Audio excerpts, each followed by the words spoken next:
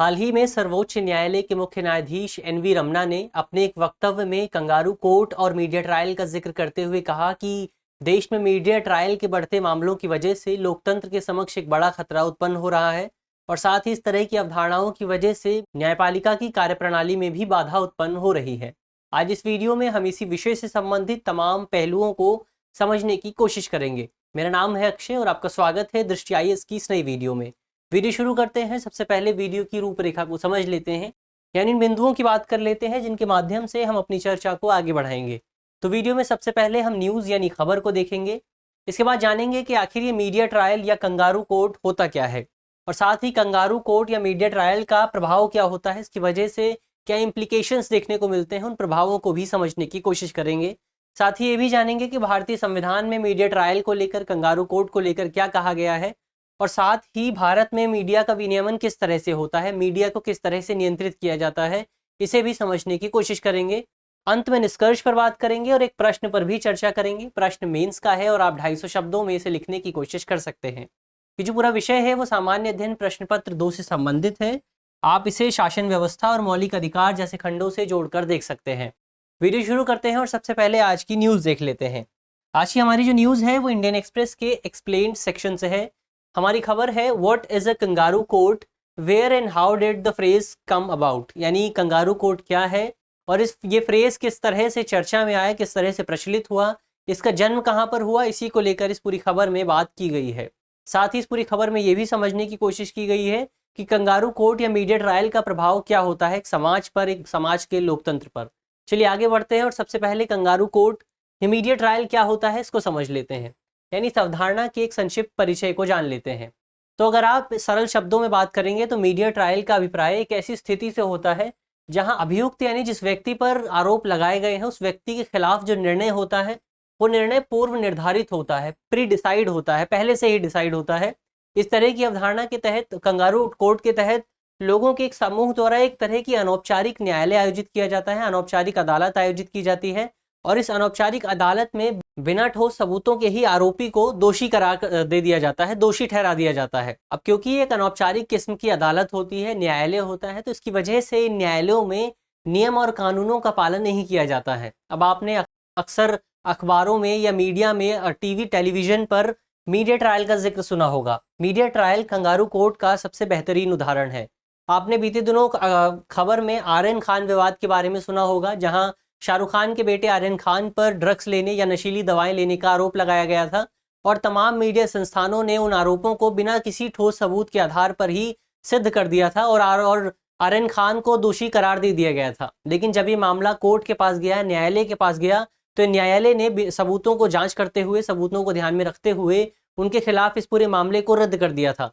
तो इस तरह से एक और तो मीडिया ट्रायल की वजह से उन पर जो 2 आरोप लगाए गए थे वो आरोप मीडिया ट्रायल में सिद्ध हो गए, लेकिन जब ये मामला असल न्यायालय में गया तो ये मामला पूरी तरह से खारिज कर दिया गया। तो इस तरह से हम कह सकते हैं कि मीडिया ट्रायल के तहत जो निर्णय लिए जाते हैं वो तथ्यों या सबूतों के आधार पर नहीं लिए जाते, बल्कि मीडिया ट्रायल में जो निर्णय लिए जाते हैं वो भावनाओं के आधार पर लिए जाते हैं, फीलिंग्स के आधार पर लिए जाते हैं। ये तो हुई मीडिया ट्रायल की बात। इसके अलावा अब यहाँ एक भी सवाल ये भी उठता है कि आखिर इस पूरे शब्द की उत्पत्ति कहाँ हुई। तो इस शब्द की उत्पत्ति को लेकर अभी तक कोई भी ज्ञात स्रोत हमारे सामने मौजूद नहीं है। हालांकि जानकारों का मानना है, लिंग्विस्टिक एक्सपर्ट से मानते हैं कि शब्द की उत्पत्ति 19वीं शताब्दी के आसपास हुई थी। अब यहाँ से ये भी सवाल उठता है कि आखिर इस पूरे शब्द को कंगारू कोर्ट ही क्यों कहा जाता है और कंगारू से इसका संबंध क्या है। तो इसको लेकर कई तरह के सिद्धांत, कई तरह की थ्योरीज प्रचलित हैं।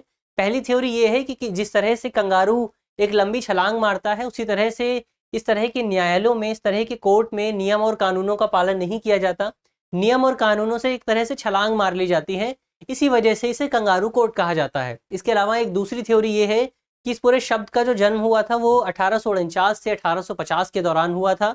ये वो शब्द था, इस पूरे शब्द का जो जन्म हुआ वो कैलिफोर्निया में हुआ था। यही वो दौर था जब इस पूरी अवधि को गोल्ड रश के नाम से जाना जाता है। इस अवधि के दौरान, गोल्ड रश के दौरान, कैलिफोर्निया और उसके आसपास के क्षेत्रों में सोने से भरे कई सारे भंडार खोजने को मिले थे और इन भंडारों की खोज के बाद अमेरिका, इसके अलावा ऑस्ट्रेलिया और दुनिया भर के तमाम देशों के लोग इस स्थान पर पहुंचे थे। और इस स्थान पर जब वो लोग पहुंचे तो उन्होंने अनौपचारिक तौर पर भूमि के तमाम टुकड़ों पर अपने दावे कर दिए। इसी की वजह से उन्होंने क्लेम किया और इसकी वजह से यहीं से इस पूरे शब्द का जन्म हुआ। तो इस शब्द के जन्म को लेकर तमाम तरह की थ्योरीज, तमाम तरह के सिद्धांत, अवधारणाएं बताई जाती हैं। अब आगे बढ़ते हैं और इस पूरे मीडिया ट्रायल का या फिर कंगारू कोर्ट का प्रभाव क्या होता है, समाज पर क्या प्रभाव होता है, लोकतंत्र पर क्या प्रभाव होता है, उस प्रभाव को समझ लेते हैं। तो इसका सबसे पहला प्रभाव यही होता है कि इसकी वजह से देश की जो कार्यप्रणाली है, उस न्यायपालिका के कामकाज में जो जो उसका प्रोसेस है काम करने का, उसमें एक बाधा उत्पन्न होती है। कैसे उत्पन्न होती है? तो मीडिया ट्रायल के तहत न्यायालय में जो मामले लंबित होते हैं, जो भी मामले पेंडिंग होते हैं, उन मामलों में गैर सूचित, पक्षपातपूर्ण और एजेंडा आधारित बहसें चलाई जाती हैं उन मामलों को लेकर, जिसकी वजह से न्यायपालिका का काम प्रभावित होता है। कभी कभी ये भी देखने को मिलता है कि मीडिया ट्रायल के तहत एजेंडा आधारित बहसें और सोशल मीडिया ट्रेंड्स की वजह से, खासतौर पर ट्विटर में जो ट्रेंड चलते हैं उनकी वजह से न्यायाधीशों और आम जनता को प्रभावित करने की कोशिश की जाती है, आम लोगों को इन्फ्लुएंस करने की कोशिश की जाती है इस तरह के मीडिया ट्रायल की वजह से। और लोग इस तरह के मीडिया ट्रायल को अपने राजनीतिक हितों को साधने के लिए एक उपकरण के तौर पर भी उपयोग करते हैं। इसके अलावा इसका जो दूसरा प्रभाव ये होता है कि इसकी वजह से असली और नकली के बीच पहचान कर पाना काफ़ी मुश्किल हो जाता है। मीडिया ट्रायल के तहत तमाम तरह की खबरें चलाई जाती हैं, जिसमें से कुछ खबरें असली होती हैं जबकि कुछ खबरें फेक न्यूज़ होती हैं, नकली खबरें होती हैं। इन फेक न्यूज़ के कारण सही और गलत के बीच अंतर कर पाना काफ़ी मुश्किल होता है, क्योंकि ये खबरें लगभग एक जैसी ही लगती हैं। लोग अपनी असहूलियत के हिसाब से सही और गलत का पक्ष ले लेते हैं। इसकी वजह से आम जनता और न्यायपालिका को गुमराह करने की कोशिश की जाती है। तो ये जाहिर तौर पर न्यायपालिका को प्रभावित करता है और लोगों के बीच एक भ्रम की स्थिति पैदा करता है। इसके अलावा इसका तीसरा प्रभाव ये होता है कि इसकी वजह से दोषी साबित होने तक बेगुनाह का जो सिद्धांत है, वो सिद्धांत का उल्लंघन होता है। ये पूरी अवधारणा इस सिद्धांत के खिलाफ है। ये सिद्धांत कहता है, न्यायपालिका का ये काफ़ी प्रचलित सिद्धांत है, इस सिद्धांत के मुताबिक कोई व्यक्ति तब तक दोषी नहीं कहलाएगा, किसी व्यक्ति को तब तक दोषी नहीं कहा जाएगा जब तक कि न्यायपालिका के समक्ष एक मामला चलाया जाए और उस मामले के तहत उस पूरे व्यक्ति को दोषी करार दे दिया जाए। लेकिन इस पूरे मीडिया ट्रायल के तहत या कंगारू कोर्ट के दौरान बिना सबूतों के ही किसी व्यक्ति को दोषी करार कर दिया जाता है, दोषी ठहरा दिया जाता है। तो इसकी वजह से इस पूरे सिद्धांत का उल्लंघन होता है। इसके अलावा कई बार ये भी देखा जाता है कि मीडिया ट्रायल की वजह से, कंगारू कोर्ट की वजह से कई लोगों का करियर भी तबाह हो जाता है, कई करियर भी समाप्त हो जाता है इस पूरे ट्रायल की वजह से। लोगों को काम नहीं मिलता है जब मीडिया में उनकी बात होती है, लोगों की आजीविका के समक्ष उनकी आजीविका को लेकर एक खतरा उत्पन्न हो जाता है। इसके अलावा इसका एक अन्य प्रभाव ये होता है कि इसकी वजह से लोकतंत्र के समक्ष भी खतरा उत्पन्न हो सकता है। कई लोग मीडिया ट्रायल को लोकतंत्र के लिए सबसे खतरनाक मानते हैं। हम जानते हैं कि मीडिया को लोकतंत्र का चौथा स्तंभ कहा जाता है, फोर्थ पिलर ऑफ डेमोक्रेसी कहा जाता है। और मीडिया का काम एक लोकतंत्र में मुख्य तौर पर सूचनाएं प्रदान करना होता है, ताकि इन सूचनाओं के आधार पर आम लोग इन्फॉर्म्ड डिसीजन ले सकें, एक बेहतर निर्णय ले सकें।